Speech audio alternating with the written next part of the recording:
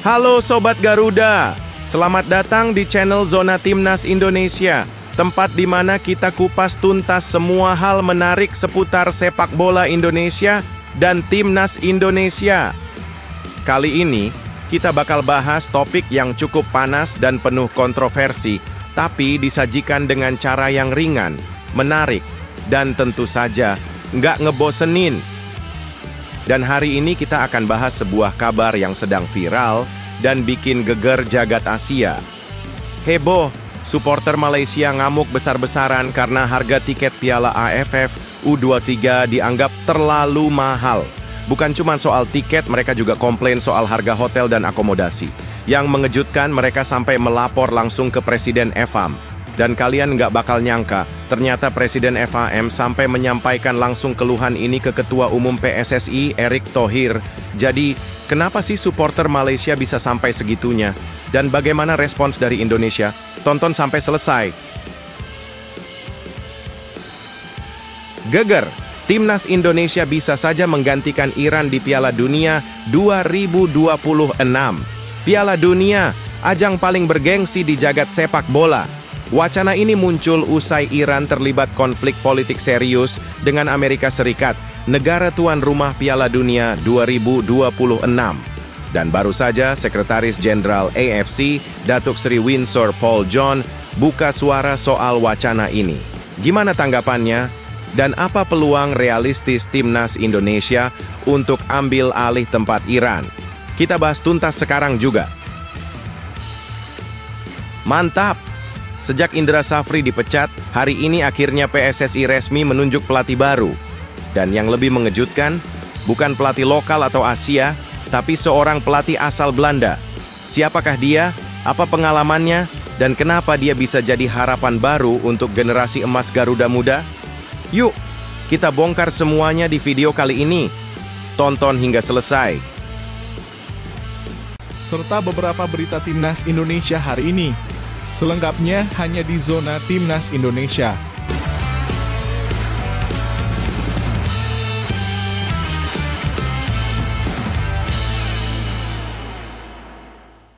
Sebelumnya jangan lupa subscribe channel ini supaya tidak ketinggalan berita Timnas Indonesia. Heboh, supporter Malaysia ngamuk besar-besaran karena harga tiket Piala AFF U23 dianggap terlalu mahal. Bukan cuma soal tiket, mereka juga komplain soal harga hotel dan akomodasi. Yang mengejutkan, mereka sampai melapor langsung ke Presiden FAM. Dan kalian nggak bakal nyangka, ternyata Presiden FAM sampai menyampaikan langsung keluhan ini ke Ketua Umum PSSI, Erick Thohir. Jadi, kenapa sih supporter Malaysia bisa sampai segitunya? Dan bagaimana respons dari Indonesia? Tonton sampai selesai. Jadi begini kronologinya. Piala AFF U23 tahun ini digelar di Indonesia. Dan tentu saja, antusiasme dari supporter sangat tinggi, terutama dari negara-negara kuat seperti Thailand, Vietnam, dan tentu saja Malaysia. Tapi masalah mulai muncul ketika Federasi Sepak Bola Malaysia atau FAM menerima keluhan bertubi-tubi dari para pendukung Harimau Malaya. Masalah pertama, harga tiket masuk stadion. Banyak supporter Malaysia yang merasa harga tiketnya terlalu mahal. Bahkan 2 kali lipat lebih mahal dibanding saat Malaysia jadi tuan rumah. Waktu kami jadi tuan rumah AFF, harga tiket masih ramah di kantong. Sekarang kok mahal banget, padahal ini cuma level U23, kata salah satu supporter di media sosial. Bukan cuma itu, mereka juga mengeluhkan soal biaya penginapan dan transportasi di Indonesia yang dianggap jauh lebih mahal dari yang mereka perkirakan. Karena banyaknya keluhan, komunitas supporter Malaysia akhirnya memutuskan untuk melapor langsung ke Presiden FAM, Datuk Hamidin Mohd Amin. Mereka meminta agar FAM menyampaikan protes secara resmi ke pihak penyelenggara. Dalam hal ini adalah PSSI sebagai tuan rumah. Presiden FAM pun akhirnya membuka komunikasi langsung dengan Ketua Umum PSSI, Erick Thohir, menyampaikan keluhan dari para pendukung Malaysia. Kami memahami keresahan supporter. Oleh karena itu kami sampaikan hal ini ke pihak PSSI sebagai tuan rumah agar bisa menjadi evaluasi, ujar Datuk Hamidin dalam pernyataannya. Nah, Yang menarik adalah ketika hal ini dibandingkan dengan supporter Indonesia, alias Garuda fans. Kalau kita lihat, Garuda fans justru punya mentalitas yang berbeda. Mereka bilang, berapapun harga tiketnya, yang penting kami bisa dukung timnas langsung di stadion. Bahkan ada yang bilang, kami rela nggak makan seharian asal bisa nonton timnas main di GBK. Ini menunjukkan semangat dan loyalitas fans Indonesia yang luar biasa. Dan itu juga menjadi sorotan media luar negeri loh. Tapi, tentu saja bukan berarti harga tiket tidak penting. Tetap perlu diatur agar tidak memberatkan, terutama untuk fans dari negara lain. Menanggapi protes tersebut, Ketua Umum PSSI Erick Thohir akhirnya buka suara. Dalam wawancara singkat, Erick mengatakan, "Kami sangat menghargai semangat dan partisipasi supporter dari negara tetangga, termasuk Malaysia. Tapi perlu dipahami bahwa penentuan harga tiket mempertimbangkan banyak hal, mulai dari biaya operasional, keamanan, hingga fasilitas stadion. Kita juga terus berupaya memberikan yang terbaik, tidak hanya untuk fans lokal, tapi juga internasional." Erick juga menambahkan bahwa PSSI akan mengevaluasi kembali sistem harga dan akomodasi, terutama untuk turnamen regional seperti AFF. Kami tidak ingin supporter merasa terbebani. Kita ingin menciptakan atmosfer sepak bola yang ramah dan menyenangkan untuk semua pihak, ujarnya. Jadi, Sobat Garuda, kasus ini memperlihatkan bahwa harga tiket dan fasilitas stadion bukan cuma soal bisnis, tapi juga menyangkut pengalaman dan semangat para supporter. Di satu sisi, Garuda fans menunjukkan loyalitas tanpa batas. Di sisi lain, supporter Malaysia harusnya tidak menyuarakan hal seperti ini. Sekarang pertanyaannya, apakah harga tiket sepak bola di Indonesia sudah sebanding dengan fasilitas dan kenyamanan yang diberikan? Dan bagaimana menurut kalian, apakah supporter Malaysia terlalu berlebihan atau justru punya alasan yang valid? Tulis pendapat kalian di kolom komentar ya. Kita diskusi bareng. Jangan lupa like, share, dan subscribe agar kamu nggak ketinggalan berita dan pembahasan menarik lainnya seputar dunia sepak bola Asia Tenggara dan Timnas Indonesia.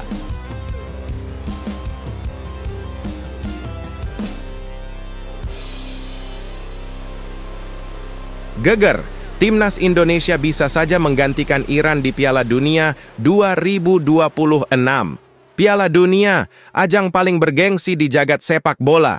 Wacana ini muncul usai Iran terlibat konflik politik serius dengan Amerika Serikat, negara tuan rumah Piala Dunia 2026. Dan baru saja Sekretaris Jenderal AFC, Datuk Seri Winsor Paul John, buka suara soal wacana ini. Gimana tanggapannya? Dan apa peluang realistis Timnas Indonesia untuk ambil alih tempat Iran? Kita bahas tuntas sekarang juga. Oke, kita mulai dari awal kronologi. Ketegangan antara Iran dan Amerika Serikat bukan hal baru, tapi puncaknya terjadi pada 24 Juni 2025 ketika Iran menyerang pangkalan militer Amerika di Qatar dengan rudal. Serangan ini menjadi buntut dari perang tidak langsung antara Iran dan Israel. Karena Amerika adalah sekutu utama Israel, otomatis mereka ikut terlibat. Meskipun akhirnya terjadi gencatan senjata, Amerika mengeluarkan larangan warga negara Iran untuk masuk wilayah US. Nah, karena Piala Dunia 2026 akan digelar di Amerika Serikat, Kanada, dan Meksiko, maka tim nasional Iran bisa terancam tidak bisa ikut serta karena alasan keamanan dan politik. Ini bukan isu kecil, teman-teman, karena FIFA pernah mencoret Rusia dan Yugoslavia karena alasan invasi dan konflik bersenjata. Jadi, kemungkinan Iran dicoret dari Piala Dunia 2026 itu bisa terjadi. Nah, menyikapi rumor ini, Sekretaris Jenderal AFC, Datuk Seri Winsor Paul John, akhirnya buka suara. Dalam wawancara resmi, dia mengatakan, masih terlalu dini untuk mencoret Iran dari Piala Dunia 2026. Kami akan berkoordinasi dengan FIFA dan semua pihak untuk mencari solusi terbaik. Tapi menariknya, dia juga tidak menutup kemungkinan adanya perubahan. Apalagi jika situasi politik terus memanas dan berdampak langsung ke jalannya turnamen. Artinya, wacana ini tidak 100% rumor belaka, dan AFC pun mulai menghitung kemungkinan skenario darurat, termasuk kemungkinan pengganti dari Asia jika Iran dicoret. Nah, disinilah timnas Indonesia masuk dalam radar. Seperti yang kalian tahu, timnas kita sedang berada di babak keempat kualifikasi Piala Dunia 2026 zona Asia. Di babak ini ada 6 tim yang bersaing memperebutkan 2 tiket tersisa ke Piala Dunia, yaitu Qatar, Arab Saudi, Irak, Uni Emirat Arab, Indonesia, dan Oman. Tapi kalau Iran benar-benar dicoret, berarti bukan 2, tapi 3 tiket langsung yang akan diperebutkan. Ini jelas kabar besar dan menguntungkan buat skuad Garuda. Dengan performa timnas yang makin solid di bawah pelatih Shin Tae-yong, plus generasi emas pemain muda yang mulai bersinar, peluang Indonesia untuk tampil di Piala Dunia 2026 semakin terbuka lebar. Tapi jangan buru-buru euforia ya. Walaupun peluang bertambah, kompetisi tetap berat. Tim-tim seperti Arab Saudi dan Qatar punya pengalaman dan infrastruktur yang lebih matang.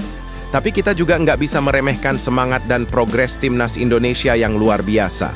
Perlu kerja keras, disiplin, dan tentu saja dukungan penuh dari para supporter, termasuk kalian yang lagi nonton video ini. Bahkan ada analis dari Asia yang bilang, jika FIFA membuka 1 slot tambahan akibat dicoretnya Iran, Indonesia bisa jadi kuda hitam yang mengejutkan dunia. Gila kan? Dulu kita cuma bisa nonton Piala Dunia.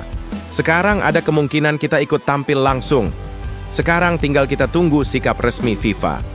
Apakah mereka akan bersikap tegas seperti saat mencoret Rusia dan Yugoslavia, atau memilih jalan tengah seperti memberi pengecualian kepada kontingen olahraga Iran?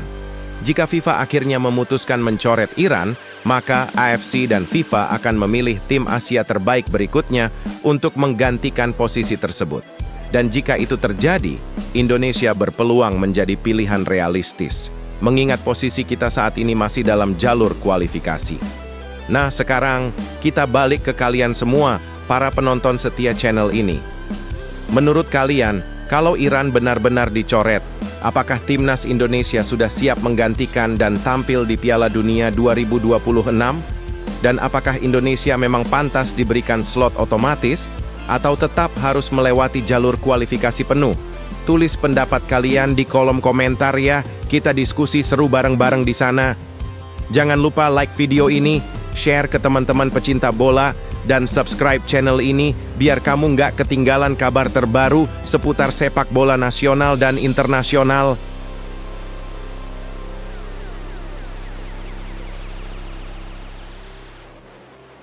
Mantap! Sejak Indra Safri dipecat, hari ini akhirnya PSSI resmi menunjuk pelatih baru. Dan yang lebih mengejutkan, bukan pelatih lokal atau Asia, tapi seorang pelatih asal Belanda. Siapakah dia? Apa pengalamannya? Dan kenapa dia bisa jadi harapan baru untuk generasi emas Garuda Muda? Yuk, kita bongkar semuanya di video kali ini. Tonton hingga selesai. Nama lengkapnya adalah Frank van Kempen, pelatih asal Belanda yang punya segudang pengalaman dalam mengelola talenta muda. Usianya 53 tahun. Tapi jangan salah, jam terbangnya bukan main-main. Dia pernah menjadi asisten pelatih timnas Belanda U33, U20, bahkan U17. Artinya, dia terbiasa melatih generasi muda berbakat yang akhirnya naik ke level dunia. Nggak cuman itu, Frank juga adalah instruktur pelatih untuk UEFA A, B, dan C sejak 2014.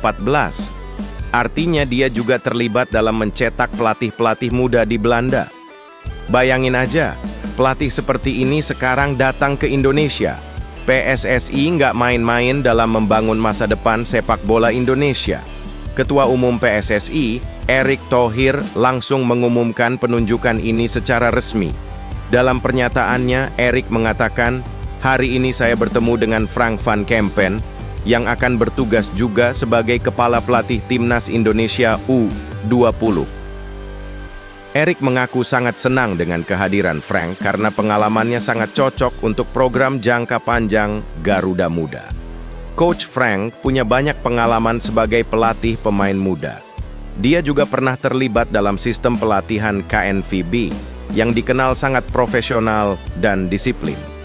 Tujuan utama dari penunjukan ini jelas, menyiapkan timnas U20 agar bisa naik level dan siap bersaing secara internasional.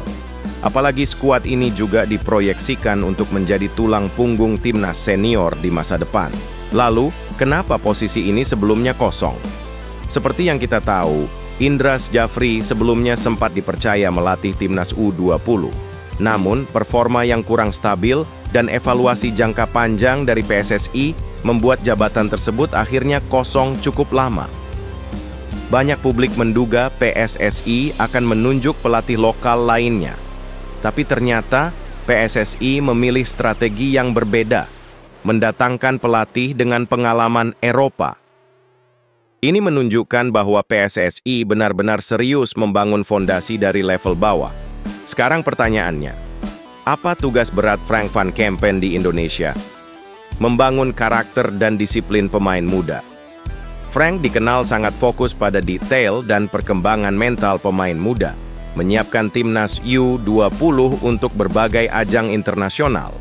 Di antaranya, kualifikasi Piala Asia U20, turnamen persahabatan elit, hingga program pemantapan menuju timnas senior, mengawasi proses pembinaan di Elite Pro Academy dan timnas kelompok umur, bekerja sama dengan pelatih lokal dan membagikan ilmunya. Karena dia juga seorang instruktur UEFA, harapannya Frank bisa menjadi mentor untuk pelatih-pelatih muda Indonesia. Artinya, penunjukan ini bukan hanya untuk timnas U20 saja, tapi juga untuk ekosistem sepak bola muda Indonesia secara keseluruhan. Sejak pengumuman ini dirilis, media sosial langsung ramai. Banyak yang optimis karena melihat track record Frank yang sangat profesional. Tapi tak sedikit juga yang skeptis. Apa pelatih asing bakal betah di Indonesia? Gimana adaptasinya dengan budaya dan pemain lokal? Ini adalah tantangan yang nyata dan tentu perlu dukungan dari semua pihak, baik dari federasi, klub, hingga fans seperti kita. Tapi satu hal yang pasti, langkah ini adalah bagian dari mimpi besar sepak bola Indonesia. Dan kalau kita serius membangun sejak usia muda, kita bisa bermimpi tampil di Olimpiade, bahkan Piala Dunia. Nah, sekarang kami mau tanya pendapat kalian semua. Menurut kalian, apakah PSSI sudah membuat keputusan tepat dengan menunjuk Frank van Kempen? Tulis semua pendapat kalian di kolom komentar ya. Kita bahas bareng dan kita kawal terus proses pembangunan timnas dari sekarang.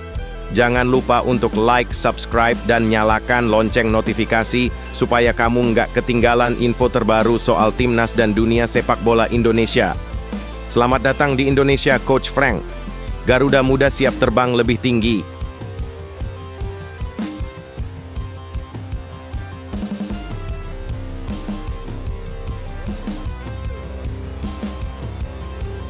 Wah, bikin heboh. Ini jadi ancaman baru peringatan keras dari Ketua Umum PSSI, Erick Thohir, soal revolusi besar-besaran yang sedang dilakukan Vietnam dalam hal naturalisasi pemain. Apa dampaknya buat Indonesia? Dan kenapa Erick bilang kita haram untuk berpuas diri? Yuk, kita kupas tuntas. Kita mulai dulu dengan fakta yang bikin geger sepak bola Asia Tenggara. Vietnam yang selama ini dikenal kuat di level ASEAN, kalah telak dalam setahun terakhir.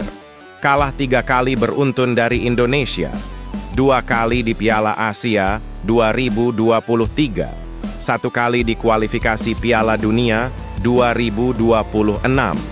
Baru saja dibantai Malaysia 4-0 di kualifikasi Piala Asia 2027. Tekanan besar membuat Vietnam mengambil langkah radikal. Mereka merevisi UU Kewarganegaraan, dan ini bukan revisi biasa-biasa saja. Mulai 1 Juli 2025, Vietnam secara resmi mempermudah proses naturalisasi. Apa aja yang berubah? Tidak perlu lagi tinggal di Vietnam. Tidak harus menguasai bahasa Vietnam. Boleh tetap mempertahankan kewarganegaraan lama. Artinya, Vietnam sekarang bisa menarik pemain diaspora dari seluruh dunia, dan para pemain itu tidak harus putus hubungan dengan negara asalnya. Mereka bisa punya 2 kewarganegaraan dan tetap main untuk Vietnam. Vietnam bukan cuma asalnya dari Asia Tenggara saja. Setelah Perang Vietnam 1955 sampai 1775, jutaan warga Vietnam tersebar ke berbagai belahan dunia. Hari ini, komunitas diaspora Vietnam sangat besar di Amerika Serikat, Australia, Kanada, Prancis, dan Jerman. Dan banyak dari mereka punya generasi kedua dan ketiga yang bermain sepak bola profesional. Vietnam tinggal tarik mereka dan boom. Vietnam punya skuad dengan DNA Eropa, fisik bagus, dan teknik tinggi. Ketua Umum PSSI, Erick Thohir, langsung angkat bicara. Ia menyebut bahwa kebijakan Vietnam adalah terobosan luar biasa dan cerdas. Dalam pernyataannya, Erick mengatakan, Vietnam melakukan revolusi dengan menarik diaspora. Kita tidak boleh berpuas diri. Kalau kita lengah, kita bisa tersusul lagi. Bahkan di sepak bola putri kita masih kalah jauh. Ini bukan sekadar kritik. Ini adalah peringatan keras kepada seluruh elemen sepak bola nasional. Dari federasi, pelatih, hingga fans. Kita harus sadar, ASEAN tidak akan stagnan. Dulu naturalisasi sering dianggap kontroversial. Tapi hari ini, semua negara melakukan naturalisasi strategis. Jepang punya pemain keturunan Brasil. Qatar naturalisasi pemain dari Afrika dan Eropa. Serta Indonesia sudah mulai dengan Shane Patinama, Jordi Amat, Rafael Struijk, Justin Hubner, dan lainnya. Tapi yang harus kita catat, Vietnam kini menghapus hambatan utama. Dan itu akan mempercepat proses mereka. Jika kita hanya puas karena bisa menang 3 kali atas mereka tahun ini, maka kita bisa tertidur dalam kemenangan semu. Erick Thohir mengingatkan bahwa kita harus siap dengan program jangka pendek dan jangka panjang.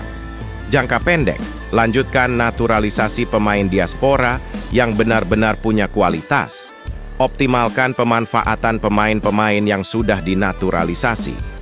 Jangka panjang, kembangkan akademi dan pembinaan usia muda. Ciptakan sistem scouting internasional untuk diaspora Indonesia. Erick juga meminta dukungan pemerintah supaya tidak hanya berhenti di perizinan naturalisasi, tapi ikut aktif membangun infrastruktur sepak bola nasional. Indonesia juga punya diaspora di luar negeri. Belanda, Jerman, Amerika Serikat, Australia, dan Timur Tengah. Dan kita sudah lihat hasilnya. Rafael Struijk dan Justin Hubner adalah produk diaspora yang sudah memperkuat timnas. Tapi bedanya, kita masih cukup selektif dan prosesnya lama. Kalau Vietnam sekarang buka pintu lebar-lebar dan proses cepat, mereka bisa mengejar ketertinggalan dalam waktu singkat. Persaingan ASEAN saat ini seperti roda cepat. Hari ini, Indonesia di atas, besok bisa Thailand, Vietnam, atau Malaysia yang kembali dominan. Naturalisasi hanya salah satu aspek, tapi psikologi, taktik, dan konsistensi program adalah faktor lain yang menentukan. Vietnam sudah kalah berkali-kali, tapi mereka tidak merengek. Mereka ambil langkah konkret dan berani. Kalau kita ingin tetap jadi penguasa Asia Tenggara, kita harus terus bergerak.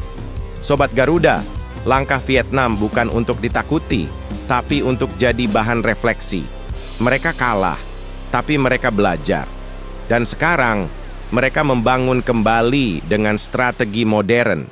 Erick Thohir sudah beri peringatan, dan sebagai fans sepak bola Indonesia, kita pun tidak boleh puas hanya karena hari ini kita menang. Kita harus terus dukung PSSI, dukung pelatih, dan kritik secara membangun, agar sepak bola kita tidak hanya kuat sesaat, tapi juga bertahan lama.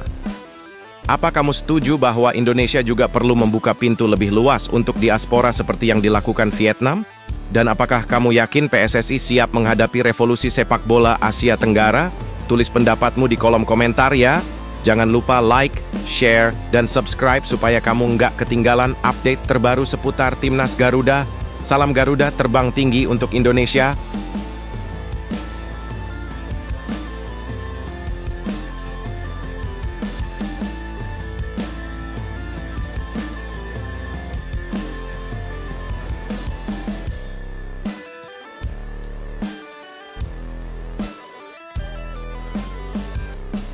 Wow, bukan hanya Andre Rosiade yang lantang bersuara. Tapi juga ada dukungan mengejutkan dari mantan pelatih Arema, Gusnul Yakin. Apakah ini sinyal bahwa posisi Patrick Kluivert di timnas Indonesia sudah di ujung tanduk? Apakah keputusan PSSI memecat Shin Tae-yong itu benar-benar langkah yang bijak? Dan apakah PSSI siap menanggung risiko jika Kluivert kembali gagal membawa timnas melaju ke Piala Dunia 2026? Kita akan bahas semuanya secara tuntas dengan sudut pandang yang berimbang. Yuk, simak sampai akhir. Januari 2025 jadi momen mengejutkan bagi penggemar timnas. Shin Tae-yong, pelatih yang telah mengangkat level permainan timnas Indonesia, resmi diberhentikan oleh PSSI. Alasan resminya? Masalah kepemimpinan, perbedaan gaya komunikasi, hingga strategi permainan. Tapi publik terbelah. Banyak yang menilai ini sebagai keputusan terburu-buru. Apalagi saat itu, Shin Tae-yong masih punya kepercayaan dari banyak pemain dan fans. Dan pengganti Shin bukan orang sembarangan. Ia adalah legenda Belanda, mantan striker top dunia, Patrick Kluivert. Tapi pertanyaannya, hebat sebagai pemain, apakah otomatis hebat juga sebagai pelatih? Masuklah Andre Rosiade ke panggung utama. Politisi sekaligus penasihat Semen Padang ini melontarkan kritik tajam. Ia menilai, jika Kluivert gagal membawa Indonesia lolos ke Piala Dunia 2026, maka ia harus dipecat. Titik. Andre tak mau Erick Thohir menggunakan standar ganda. Waktu Shin gagal, langsung diberhentikan. Nah sekarang, jika Kluivert tidak bisa membuktikan bahwa dia lebih baik, ya harus siap angkat kaki juga. Andre bahkan menyebut, kalau gagal, tidak ada gunanya. Masih banyak pelatih Belanda lain yang lebih berkualitas. Pernyataan ini bikin geger, tapi menariknya, ia tidak berdiri sendiri. Muncul nama yang sudah lama kita kenal dalam kancah sepak bola nasional, Gusnul Yakin. Pelatih yang pernah membesut Arema dan juga mantan pemain timnas ini setuju dengan Andre Rosiade. Gusnul menegaskan, kalau semua kebutuhan tim sudah dipenuhi, tapi pelatih tetap gagal, ya harus dipecat. Itu hal yang wajar. Namun ia menambahkan catatan penting, jangan sampai keputusan memecat Kluivert didasari kebencian atau emosi. Harus berdasarkan prestasi. Ia juga mengingatkan agar PSSI jangan mengulang kesalahan lama, membongkar semua gerbong kepelatihan sekaligus. Kalaupun Kluivert harus pergi, jangan semua pelatih Belanda juga ikut disingkirkan. Melihat pernyataan dua tokoh ini, pertanyaannya jadi semakin tajam. Apakah PSSI sudah keliru sejak awal memilih Kluivert sebagai pengganti Shin Tae-yong? Masalahnya, kita tahu sendiri, belum ada prestasi yang bisa dibanggakan dari Patrick Kluivert sebagai pelatih. Bahkan di Eropa, karier kepelatihannya tidak secemerlang saat jadi pemain. Lalu mengapa PSSI begitu yakin? Apa karena kerjasama dengan KNVB, Federasi Sepak Bola Belanda? Atau ada pertimbangan non-teknis lain? Dan kalau nanti Indonesia gagal lolos ke Piala Dunia, bagaimana pertanggungjawaban Erick Thohir sebagai Ketua PSSI? Fase keempat kualifikasi akan digelar Oktober mendatang di Arab Saudi dan Qatar. Timnas kita akan menghadapi lawan-lawan kuat dari Asia. Ini bukan sekadar uji kemampuan, tapi pertaruhan masa depan sepak bola kita. Kalau gagal, masih ada putaran kelima, lewat jalur play-off antar konfederasi. Tapi apakah kita mau bergantung pada jalur terakhir yang penuh ketidakpastian? Gusnul Yakin punya saran cerdas. Jika Kluivert harus diberhentikan, jangan mulai dari nol. Pertahankan pelatih-pelatih yang masih relevan, terutama nama seperti Simon Tahamata, pelatih teknis berdarah Maluku, yang kini bekerja di sistem pembinaan Belanda. PSSI harus berpikir jangka panjang. Kita butuh pelatih yang bukan cuma hebat strategi, tapi juga memahami karakter pemain Indonesia. Jadi Sobat Garuda, apakah kamu setuju dengan Andre Rosiade dan Gusnul Yakin? Apakah Kluivert pantas diberi kesempatan lebih lama atau harus siap diberhentikan jika gagal? Menurut kamu, siapa pelatih yang paling ideal untuk timnas Indonesia ke depan? Menurut kamu, apakah Patrick Kluivert harus dipecat jika timnas gagal lolos ke Piala Dunia 2026? Atau justru PSSI yang harus bertanggung jawab karena mengganti Shin Tae-yong terlalu cepat? Dan kalau bukan Kluivert, siapa pelatih asing atau bahkan lokal yang pantas menangani timnas? Tulis pendapat kamu di kolom komentar. Kita diskusi seru bareng-bareng karena suara kamu penting untuk masa depan sepak bola Indonesia. Jangan lupa like, share, dan subscribe untuk konten sepak bola paling update, tajam, dan berani. Dan salam sepak bola nasional.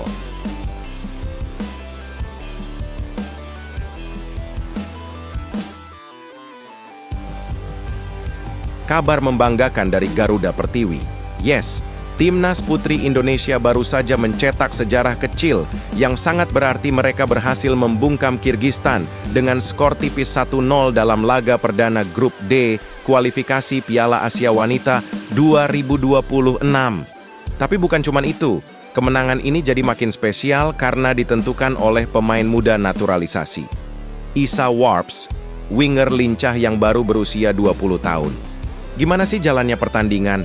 Apa peran penting para pemain naturalisasi? Dan apakah kemenangan ini jadi awal kebangkitan sepak bola wanita Indonesia? Langsung aja kita bahas tuntas. Kemenangan melawan Kirgistan bukan cuma soal 3 poin. Ini adalah laga pembuka di Grup D yang bisa menentukan nasib timnas putri menuju Piala Asia Wanita 2026. Laga ini digelar Minggu 29 Juni 2025. Di atas kertas, Indonesia dan Kirgistan sebenarnya punya level yang cukup berimbang. Tapi dengan keberanian pelatih Satoru Mochizuki menurunkan 4 pemain naturalisasi sekaligus di line up utama, Garuda Pertiwi tampil beda. Mereka tampil dominan sejak menit pertama. Ball possession oke. Tekanan terus dilancarkan. Tapi seperti biasa, yang bikin deg-degan ya finishingnya. Di babak pertama, timnas putri langsung menunjukkan niat menyerang. Nama yang langsung mencuri perhatian adalah Claudia Scheunemann, striker muda penuh talenta. Baru beberapa menit, dia sudah 2 kali lolos dari jebakan offside dan berhadapan langsung dengan kiper.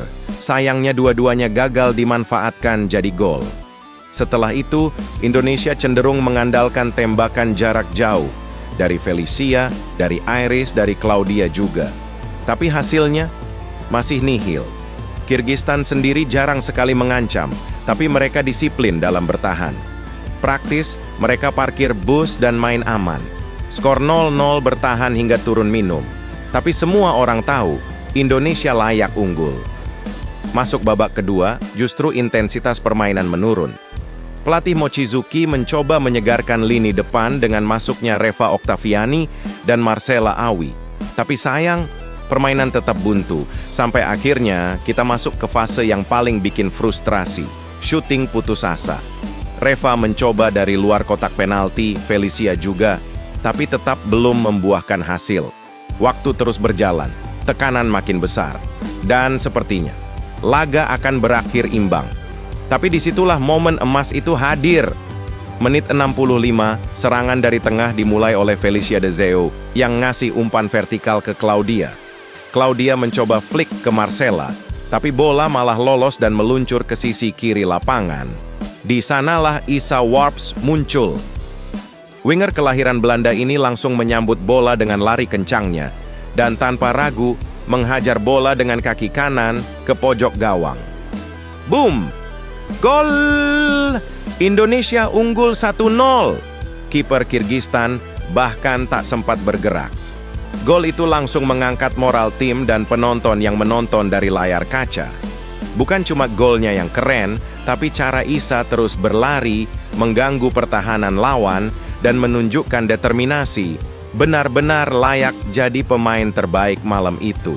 Mungkin banyak dari kalian yang belum terlalu kenal dengan Issa Warps. Dia adalah pemain muda berusia 20 tahun, lahir dan besar di Belanda. Posisinya sebagai winger kiri, dan punya kecepatan serta kemampuan dribble yang sangat baik.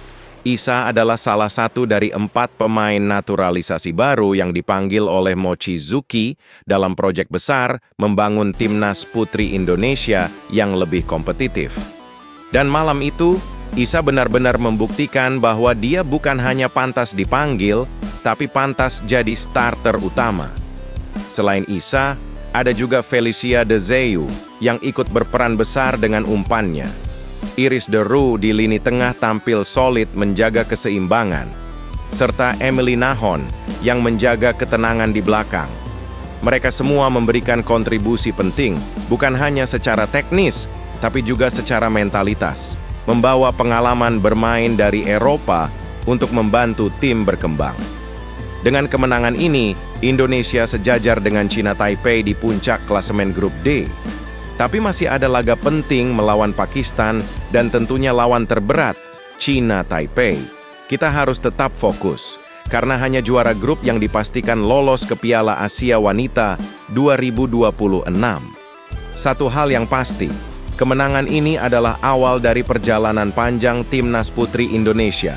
Isa Worps, Claudia, Felicia, dan pemain lain menunjukkan bahwa masa depan Garuda Pertiwi itu cerah. Tapi pertanyaannya sekarang, apakah PSSI akan serius membangun sepak bola wanita? Apakah kita punya liga yang mendukung pembinaan? Dan bagaimana agar talenta lokal tidak tenggelam oleh pemain naturalisasi? Menurut kamu, apakah Isa Worps layak jadi pemain kunci Timnas Putri Indonesia ke depannya?